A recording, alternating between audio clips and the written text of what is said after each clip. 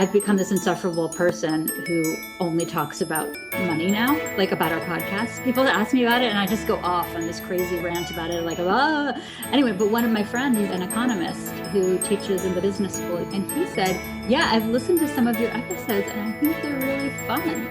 And I was so happy that somebody who actually knows something about this stuff didn't say, you guys are making fools of yourselves. So. No, we're not. You guys, I was talking to a very funny, smart lady about the podcast, and she was saying that one of the things that sets us apart is that we're not experts. Let me tell you what to invest in, this and that. She goes, it's adorable that the four of you are talking about your own, little investment club. She's like, that's the appeal. Well, that was the whole idea of the podcast. But should our tagline be adorable investing? Or a women investing ? Adorable. Little investing club. Exactly. Oh, how cute. Welcome to Women Take Stock. This week, we're doing something a little bit different. It's our holiday show. So sit back, relax, and have a sip of cider. We are four friends all at different places in our financial and personal lives, looking to pull back the curtain on the seemingly mysterious, often testosterone-driven world of stock investing. And if four women without business degrees can figure out the market as a side hustle, so can you. Join us as we learn the basics, buy, sell, scratch our heads, hold our breath, commiserate, and celebrate, hopefully more of the latter. We aren't experts, so please note that this podcast is for general information purposes only. Yeah, anything resembling financial advice is purely coincidental. That said, we are hoping to make a little or a lot of money doing this. And if money is power, we want some of that too. Okay, guys, so we're sitting here and it's Christmas Eve, actually. Yeah. Merry Christmas to those of you who celebrate. And 2020 is almost over. It's closing out. That's amazing. Okay, so this year we can all agree massively there are no words for how bad it sucked. But yeah, worst year ever. We can appreciate some of the good things that happened, right?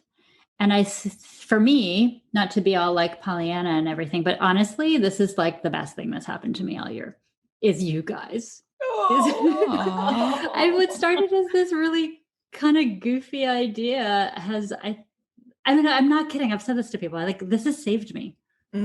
Like whether or not I've made any money, and I haven't made that much money, although percentage wise, I'm very impressed with myself. So tell us what is your percentage?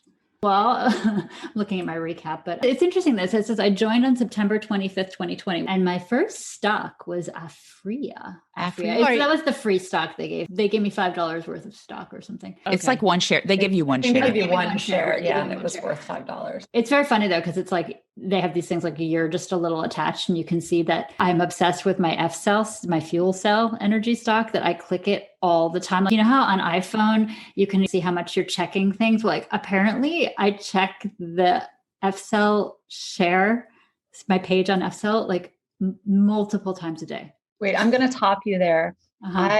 They told me that I checked my Robinhood every single day since I started my investments on February 24th.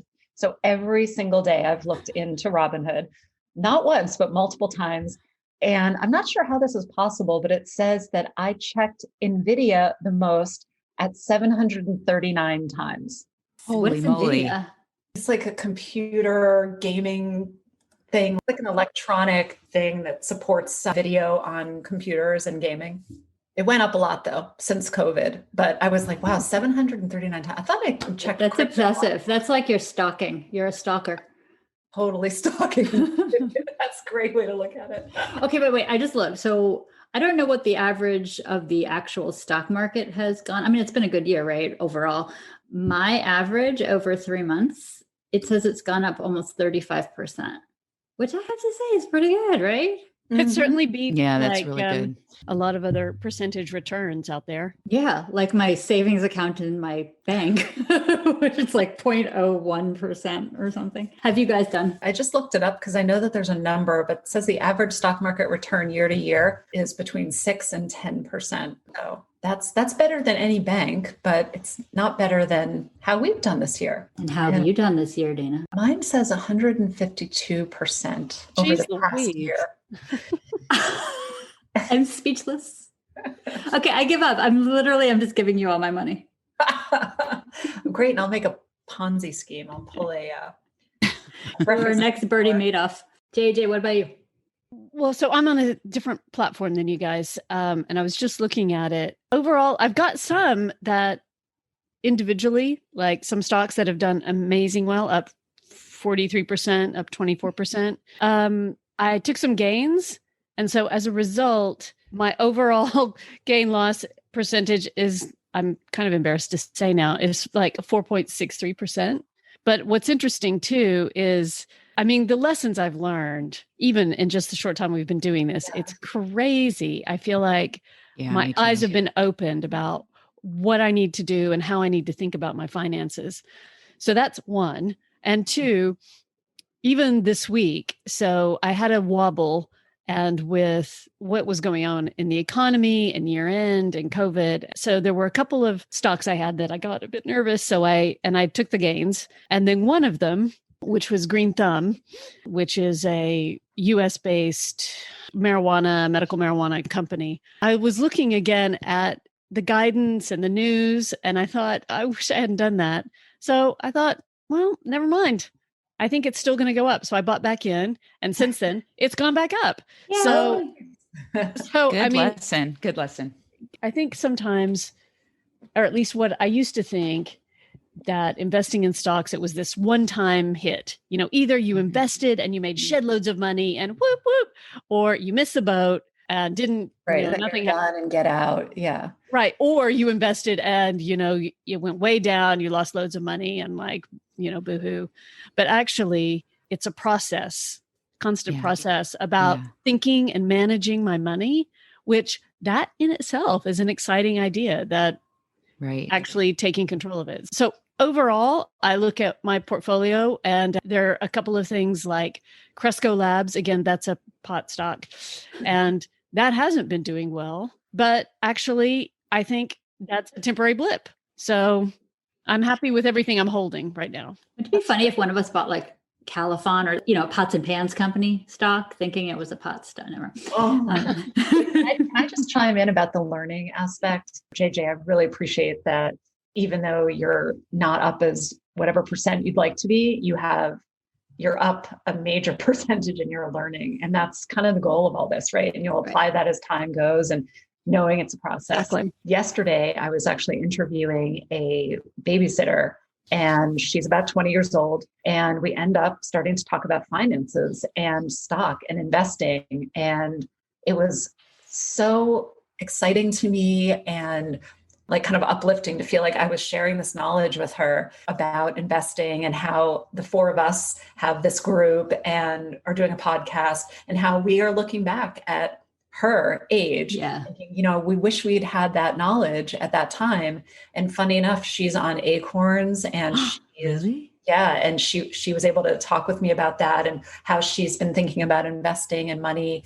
And she questions, why aren't we taught this in school? Why do they leave it up to us to just do this on our own? And she cited especially girls and women.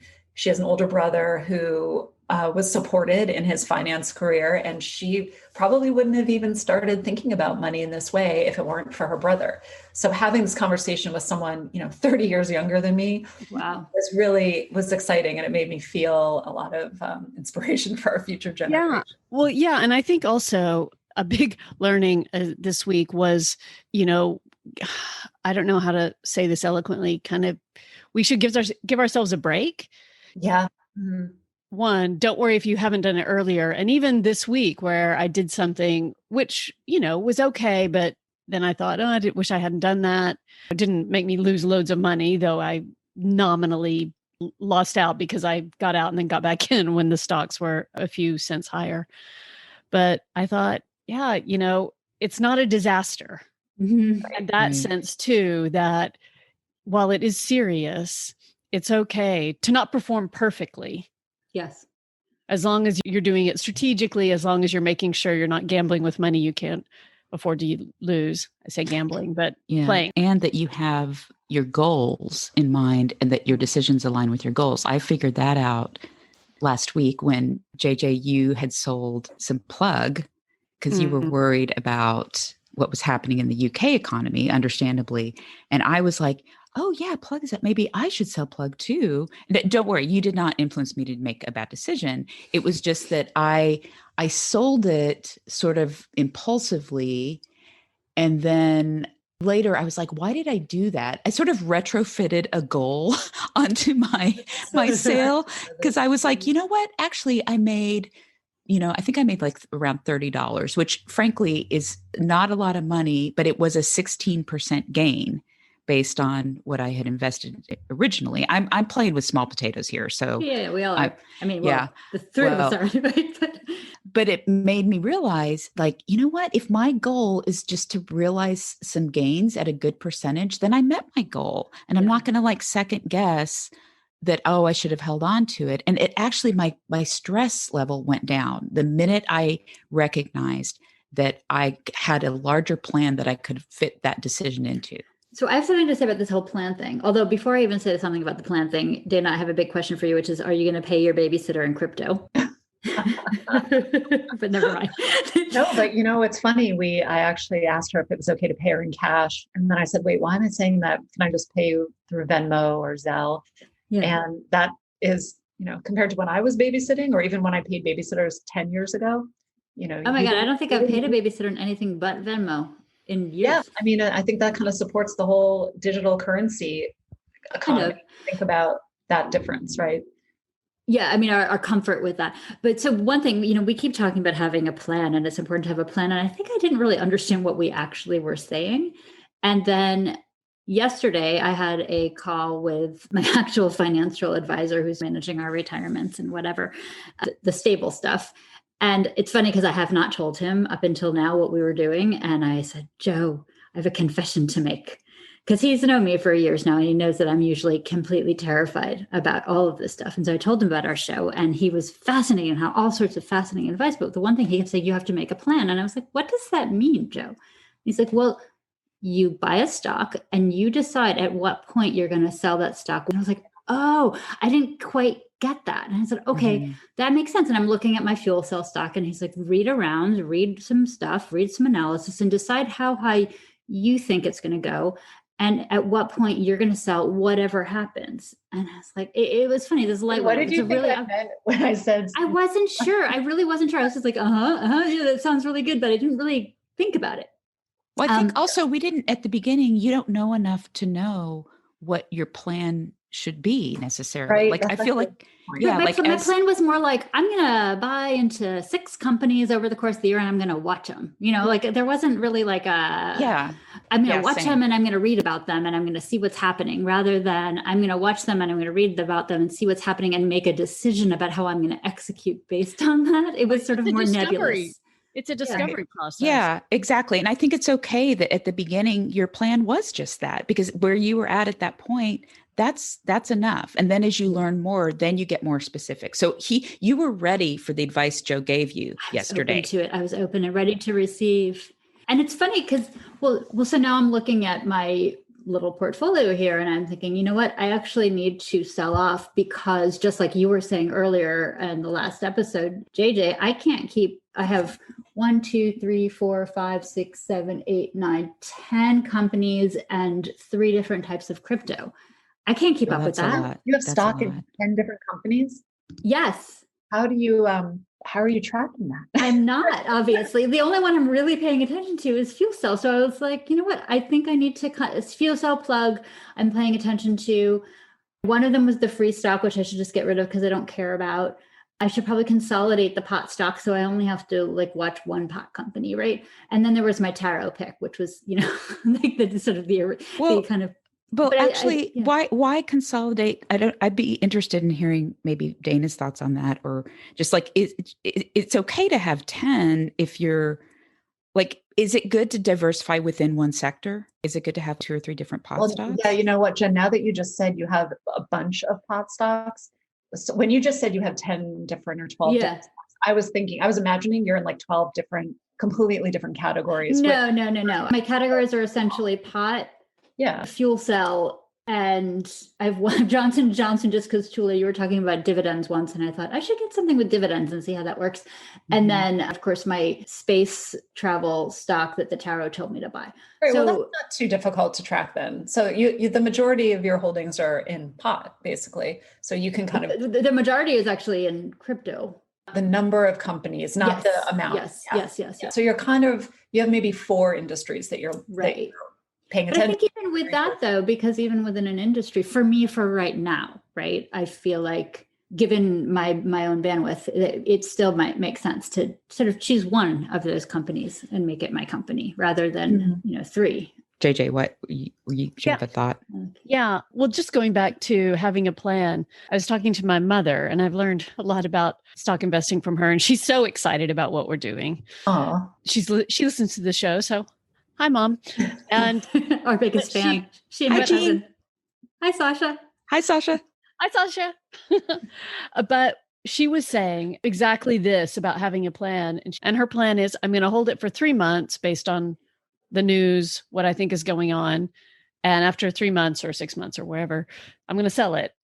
And also that it's important after you do that to not beat yourself up if you miss out on some gains after that. You can only go by your plan. Now, maybe you can reevaluate your plan based on kind of, oh, I wish I'd hold on to it longer. Were there signs? Should I be changing or updating my thinking? But I thought that was a really good, instead of, Jen, as you were saying, just like, oh, I'm just going to watch it and then maybe sell at some point. Because I think what happened with me is I just got a little like, oh, and I thought, okay, it's going up and down, just like Dana was saying to us just on a chat, that things often go up 2 or 3%, go up and down during the course of a day. So don't panic. So anyway, that's kind of a long-winded way to say, I think, who's this guy's name, Jen? Joe. Yeah, Joe's advice, like, actually have a plan. That seems to be a kind of drumbeat of a theme. Yes. Another thing that I learned was I had visions of making loads of money when we first started out. And then I realized, I don't know why it took me this long, that, oh, you have to invest a lot of money, Tula, in order to make a lot of money. I mean, it seems like such an obvious thing, but even when you're making like a 16% gain sounds amazing. But when you've only invested $50, right? And I'm glad until now that I've only invested small amounts because I'm learning. But one of the things I've learned is, okay, I think I'm ready to go bigger. And, I feel more confident. Like Dana's always said, the research part of it is so important. And I feel more confident in investing more. So that was my big aha moment.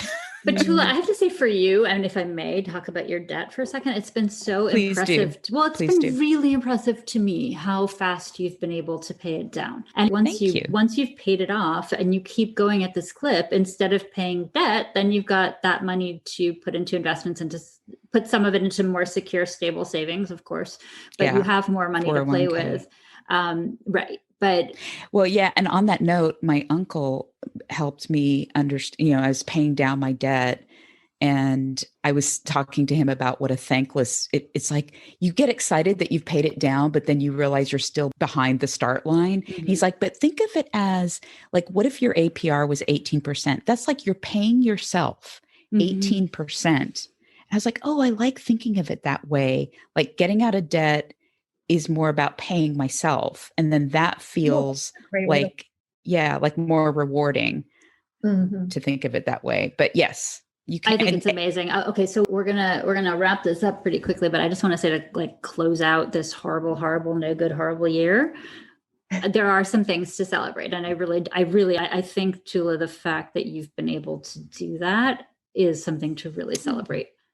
It's, woo-woo! I mean, granted, it's a little easier not to spend a lot of money when you're on lockdown. So maybe that's true. Helps. That's part of it. I'm gonna go celebrate.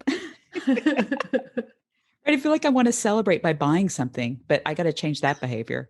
Buy yourself like a ring light. Yes. Buy yourself a ring light or buy yourself a very well-researched share. Thank you. Now, stock. There you go. That's what we should do. Should we all buy each other like one share of something for Christmas? Oh, that's a great idea. Oh, we could do like Secret Santa. Secret Santa stock, secret stock Santa. But how do we do that? I don't Because know you how you can't do buy that. stock for other people, can you?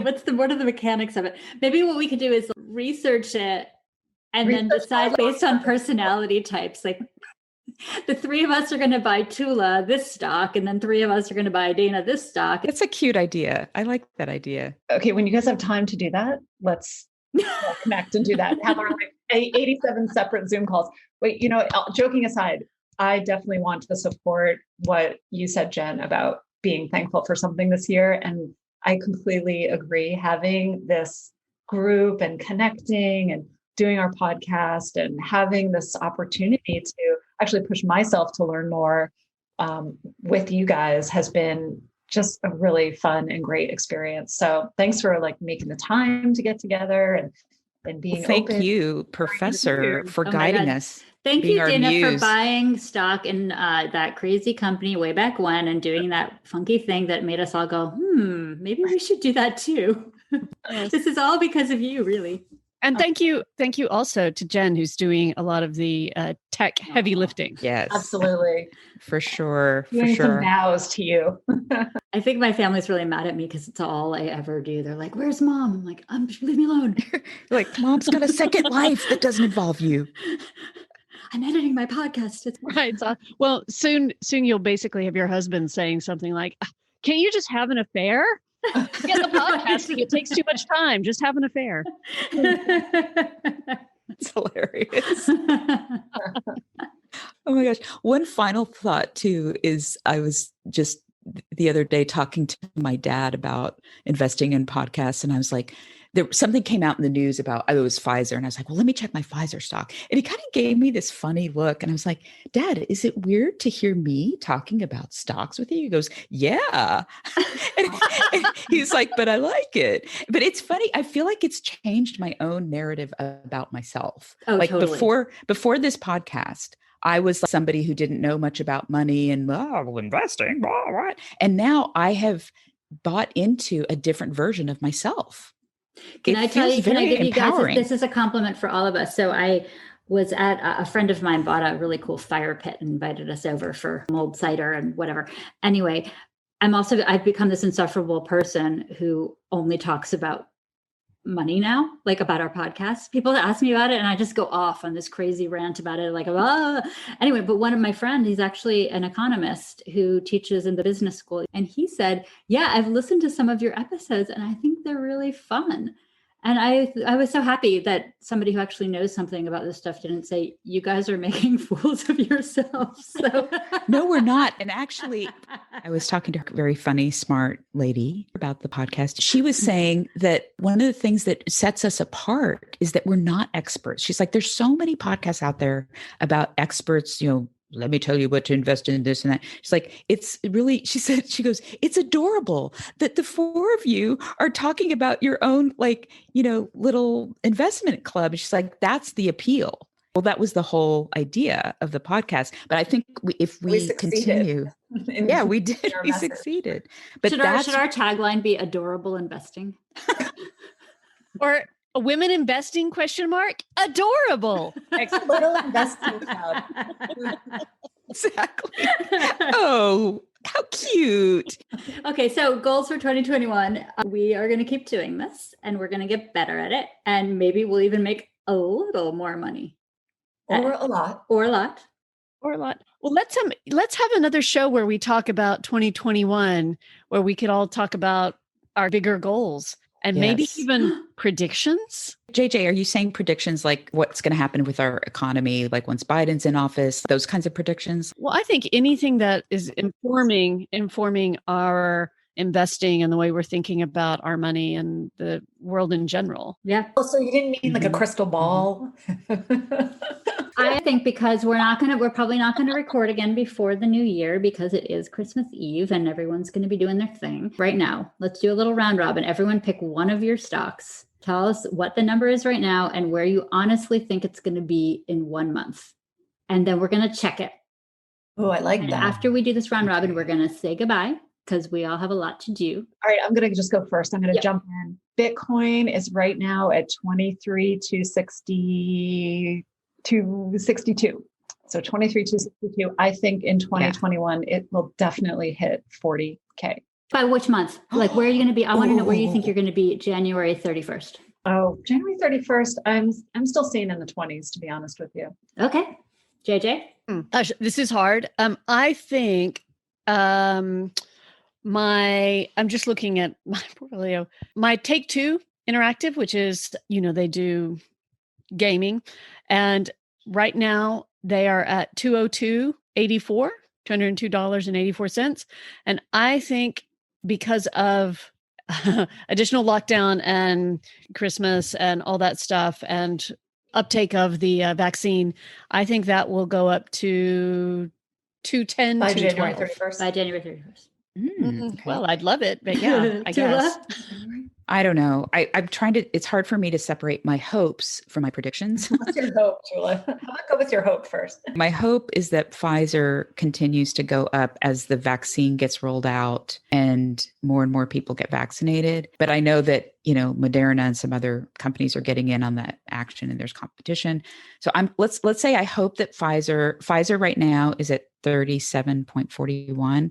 I hope that it goes up to, I'm going to be modest about this and say like 43 by the end of January. But my other prediction kind of follows along with Dana, you were saying with Bitcoin, because I bought some Ethereum, which is a lesser known but cheaper cryptocurrency. Okay. Right now, that's at 588, almost 589. I'm predicting that to go up to, let's say, 650. And I'm going to end on my favorite, fuel cell energy. I think certainly because of the Biden administration and they're being kinder to trying to save the world from climate change, I do think these sustainable energy solutions are going to get more of an injection, which is why it's going up. It's gone down quite a bit today so far. It's been skyrocketing all week and now it's down, but it's still at $12.13. And I can't remember what it was when I bought it, but it was like $3 or $4. And that was just a couple of months ago.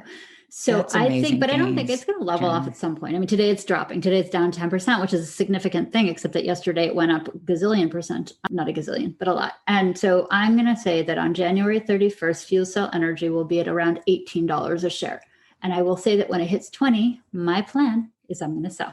I hope your prediction comes true because I also have fuel cell. I'm going to piggyback on your plan. All right. Well, love you guys. Have a great Christmas. Love you too. Merry Christmas, Happy New Year. Love Happy you. Hanukkah. See you. Happy Kwanzaa. Merry Christmas, everyone. Happy New Year. Bye. See you in 2021. Shh. I'm stealing a sign off from a different episode. JJ, can you tell us a little bit about how people might be able to find us out there in the wide web, World Wide Web? Well, we are online at www.womentake.stock.com. You can find us on Twitter, Women Take Stock. You can find us on Instagram, women.take.stock. You can find us on Pinterest and YouTube, Women Take Stock, everywhere. Oh my So, God. what We're going to are you be in trying to your say? dreams soon. We're so ubiquitous.